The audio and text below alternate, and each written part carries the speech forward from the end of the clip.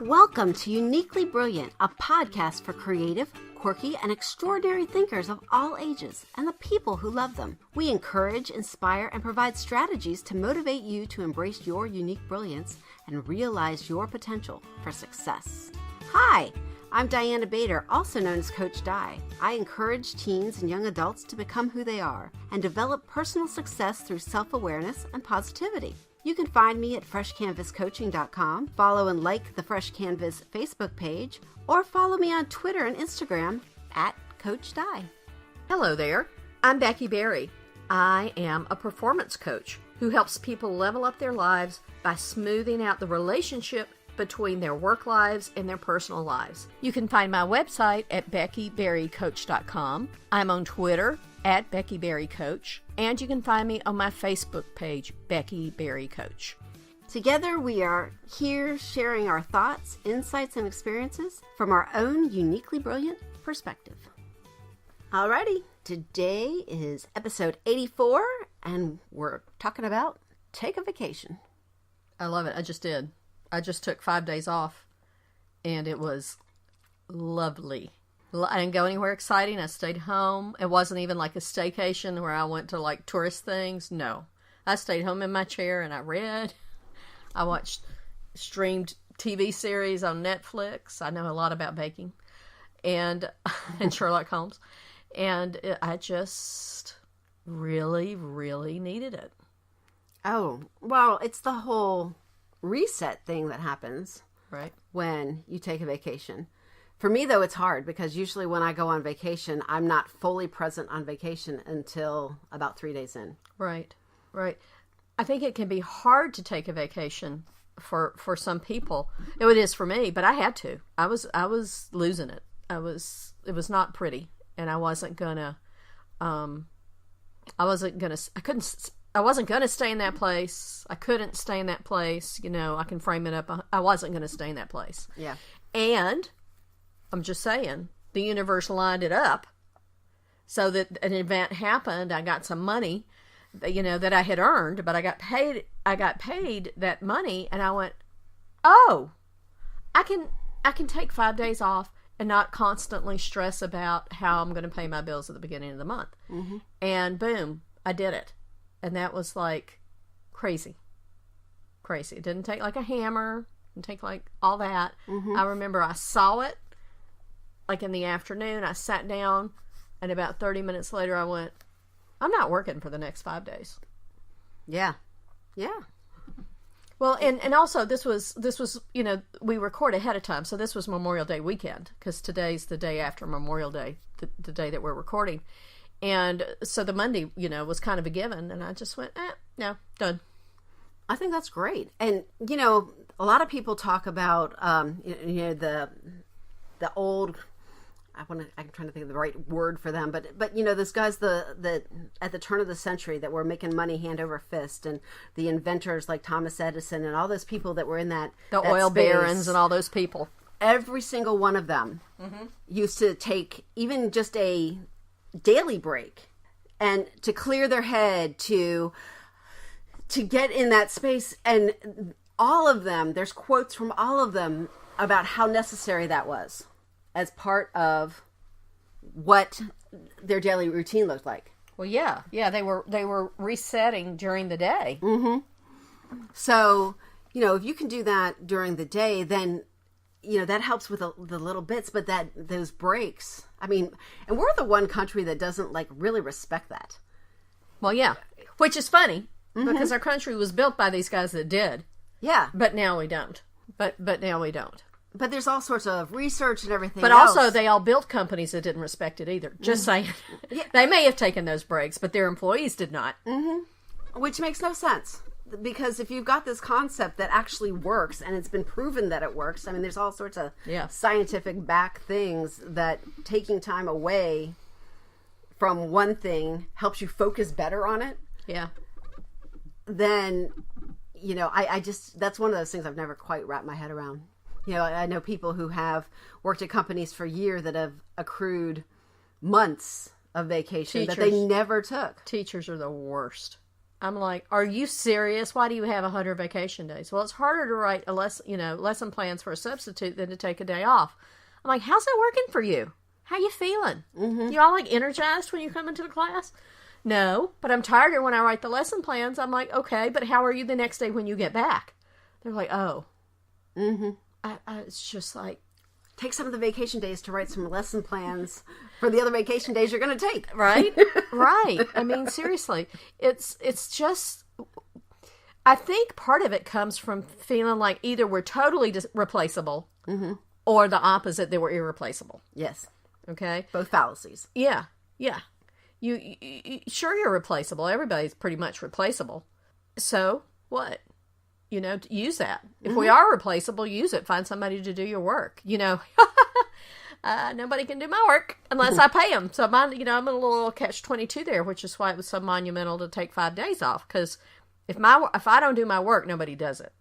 It's not like it's one of those different kind of things. There's no team. There's no nothing. It's I do it or it doesn't get done. But when you're teaching, you can have a sub. Mm-hmm. You just have to work on your priorities and figure out what you want to bring to the table.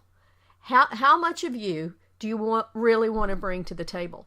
Because, when I'm exhausted and I'm like thrashing around, that's about 50%. Mm-hmm. I like to bring 110. And I can't bring 110 unless I take a break. I've talked before on the podcast about how weird it is to have a whole weekend.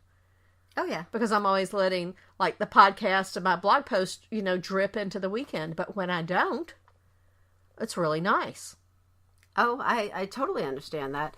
And the thing is that what you're talking about is being able to serve from as a full human being. Right. If you're drained, you can't serve as a whole person. Right. You have to take that time to fill back up. That's right. I think... It's kind of like to visualize it, it's kind of like trying to fill up your tub with the plug up. It's exactly like that. It's not going to happen. Well, I think as life becomes unmanageable when we're not taking breaks, when we're just working and working and working, and I have worked 14, 17, 28 days in a row, which is stupid. Yes, I said that. It's really stupid. I'm creating two things. I'm making my life unmanageable. Mm-hmm. And I am making sure I have no time to think. Yep. I am making sure I have no time to think. Well, and see, this trend started, 20, 30 years ago. I don't know. I can't pinpoint exactly when. But I did a speech for a group, probably 15 years ago, about how overworked and burdened kids were. Mm-hmm. And this guy had written this book on that topic because we had become a society where every moment has to be filled. Right. And I talked to my kids all the time. When we were in, where were we? It might have been in Ohio or something. And there were places closed on Sunday. Mm-hmm. And they're like, well, why are they closed on Sunday? It's like Chick-fil-A and Hobby Lobby. Right. They're closed on Sunday. I'm like, because that was the original plan. That was the plan that they follow through with.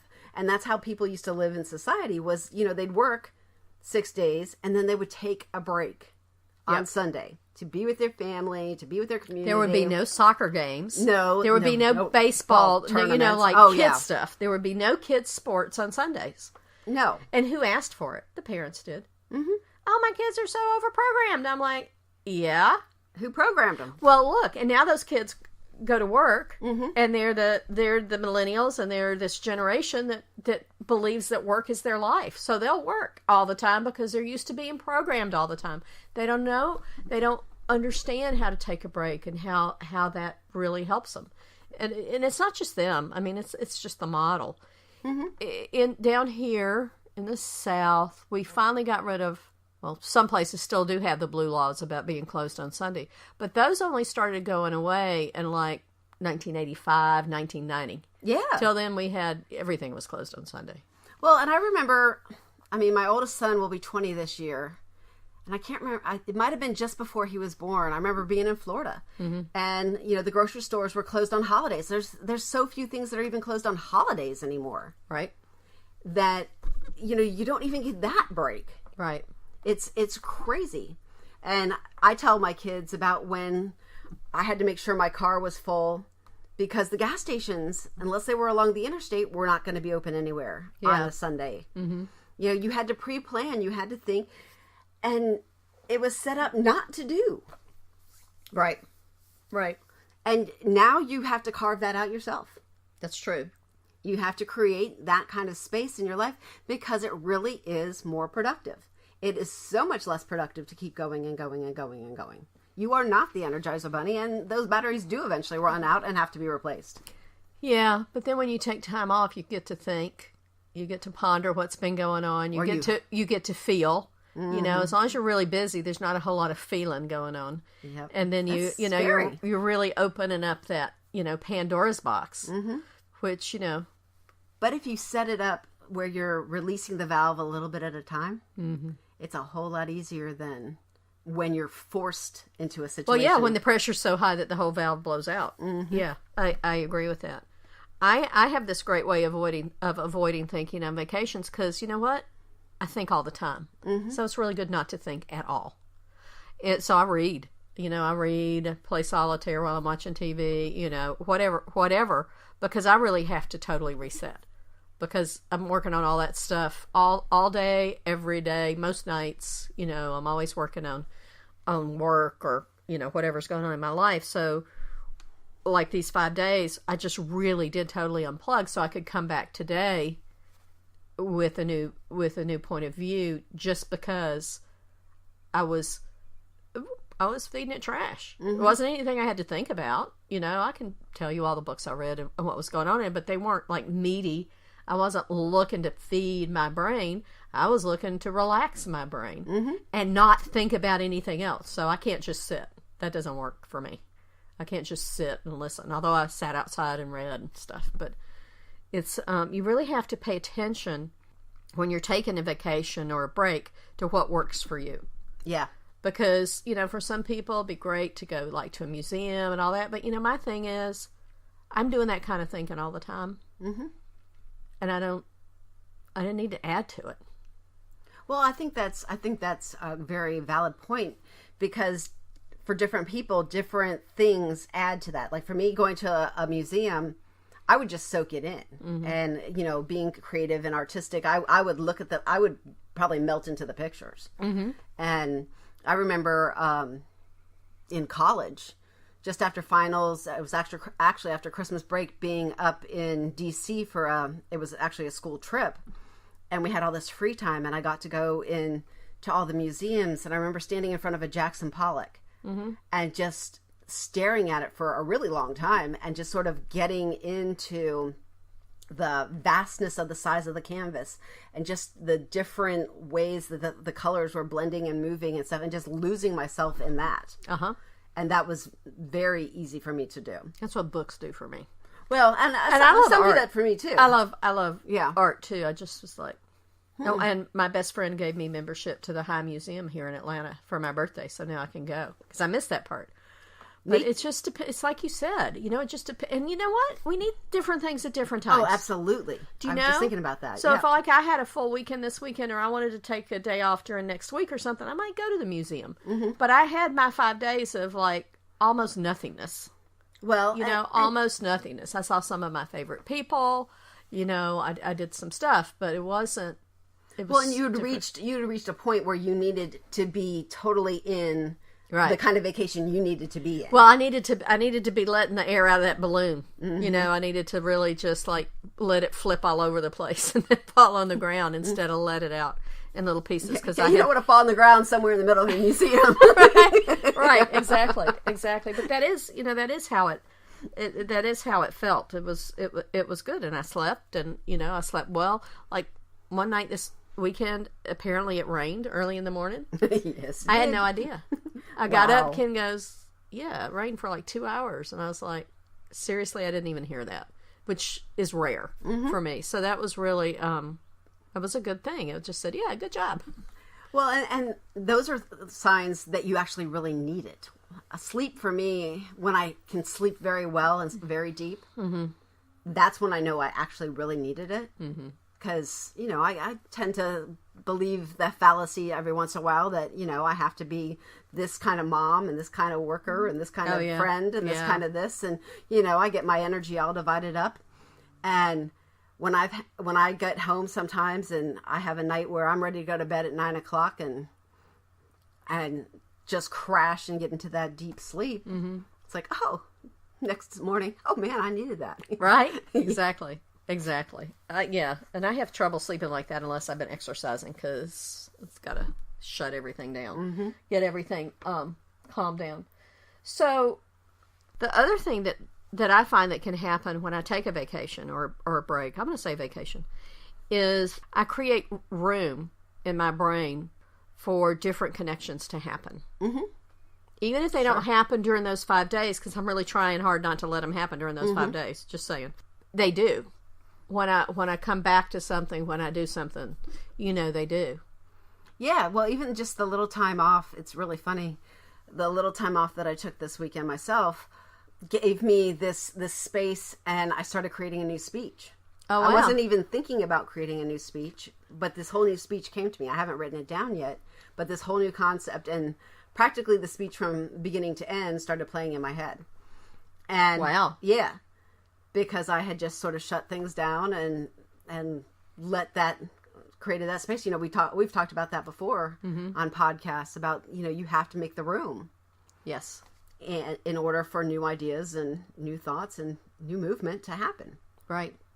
It was pretty profound. I mean, it was a big, and if I had forced myself to try to come up with something, there's no way I would have. Yeah, absolutely. Well, you didn't even know you needed a new speech, did you? No. I didn't. That wasn't even on the horizon, because I haven't heard you say anything. No, all of a sudden. A new speech. No, all of a sudden it just started popping into my head, and I'm like, oh, this is really awesome too. It's one of those things. I mean, once I get it all together, we'll see. But yeah, a lot, it just all started flowing out. I'm like, oh. But I've had that happen before with writing, with books and things. Some of them, I haven't got published yet, but I've enough to get an outline that, creating that time away all of a sudden opens up a floodgate of things that you may not realize that you needed. Yeah. Yeah, I like that. It's an inspiration floodgate that it opens. Well, yeah. When you're running around in circles and just being so busy that you can't even, that you're not taking a minute to think, then you're just you're in your own way. Well, and sometimes, like you said, we say we do it unintentionally, but I don't really think so. I think we do it on purpose. I think it's, it's a super avoidance technique. Oh, sure. Oh, absolutely. I think so too. One thing with vacations is, to me, there's a difference between a vacation and a trip. Oh, yeah. I used this a long time ago. Yes. Is that, for me, a trip, I'm still doing a lot of what I would do. It's just in a different location. Yeah, absolutely. And a lot of people mistake that. A lot of people will take their vacation time and they will go stay someplace. They go visit family. They go visit. That's not a vacation. Yeah, family is not a vacation. That's not a vacation. It's a trip. Unless you've got a really good family, it's yeah. Or you go to a different location, you rent a house somewhere on the beach, and you're still cooking and cleaning and keeping up after everybody and doing the same duties. You're not really on vacation. That's right. You're at a different location doing the same stuff. Right. And the change of scenery is nice, but it's not the same. It's not the same.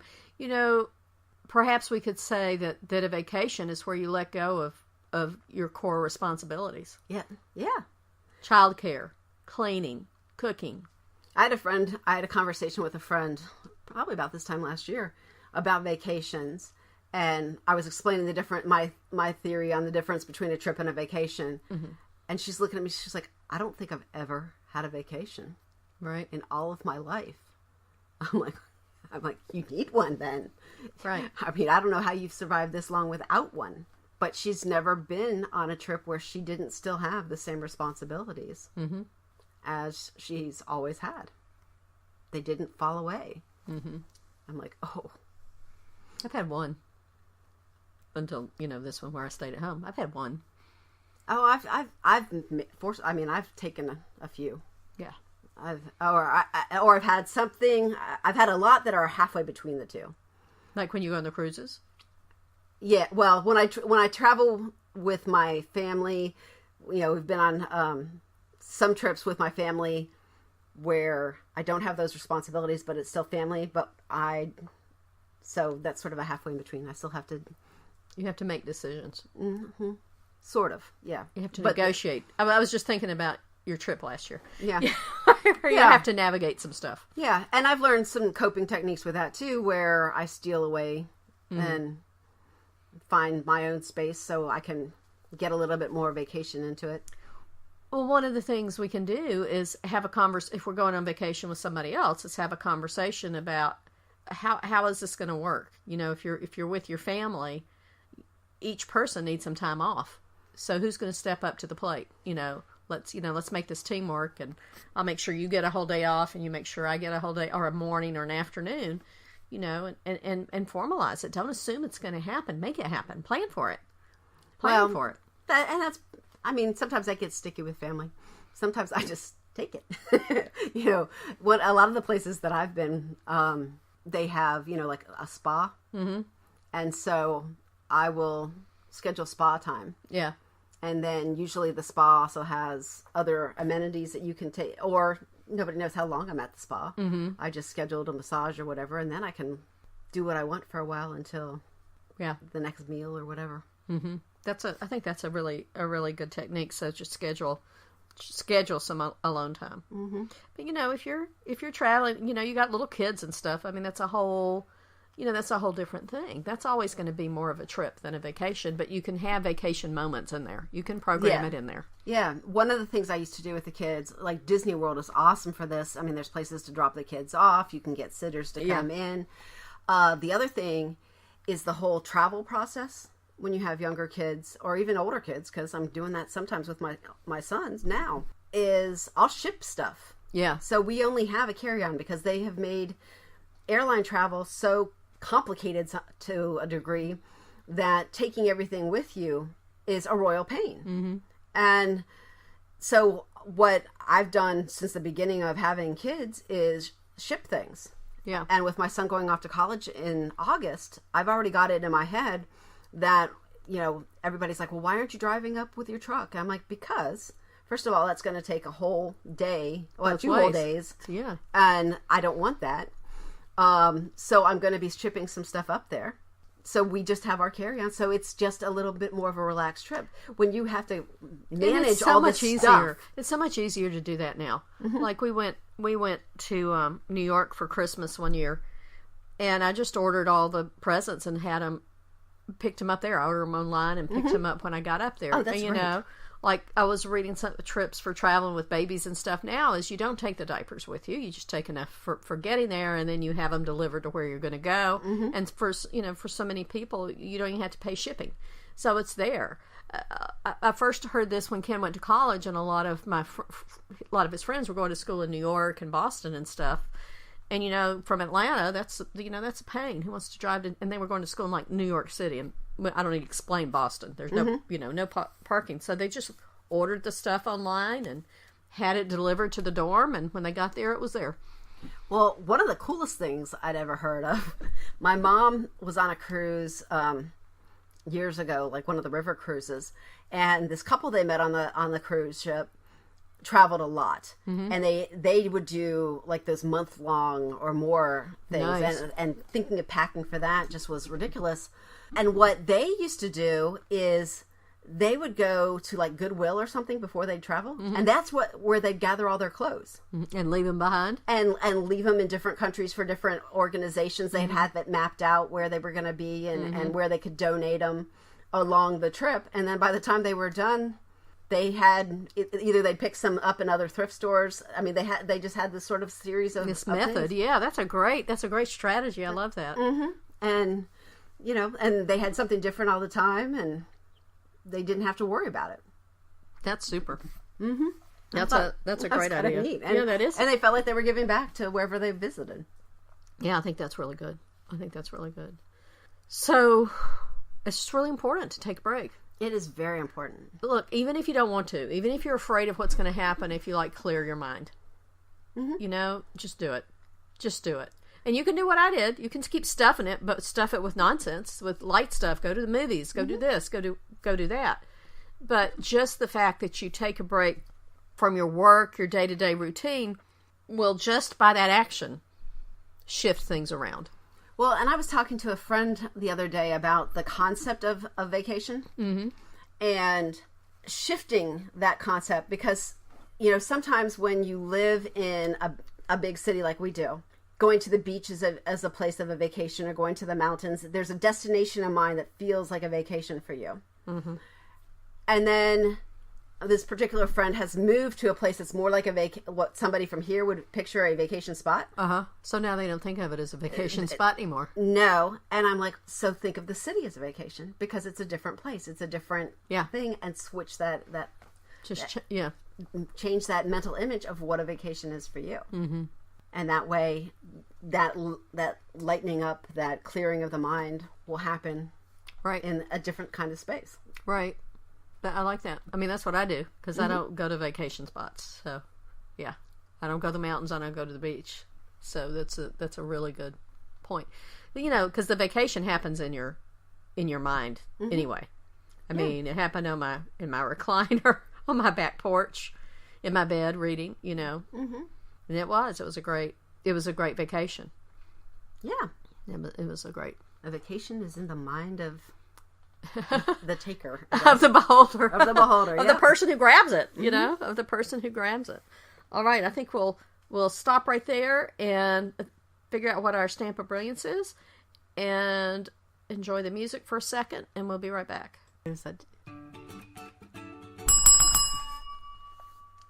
Alrighty, today the stamp of brilliance is vacations force a reset. Enough said. All right, thank you for listening. If you enjoyed the podcast, please share it with a friend. Also, take a minute to rate it and leave a review on iTunes. Check out our website at uniquelybrilliant.me and sign up to have the podcast delivered directly to your inbox. Shoot any thoughts, comments, and suggestions to us at uniquelybrilliant.me. You can also reach out to us on our Facebook page, and don't forget to like us. Until next time.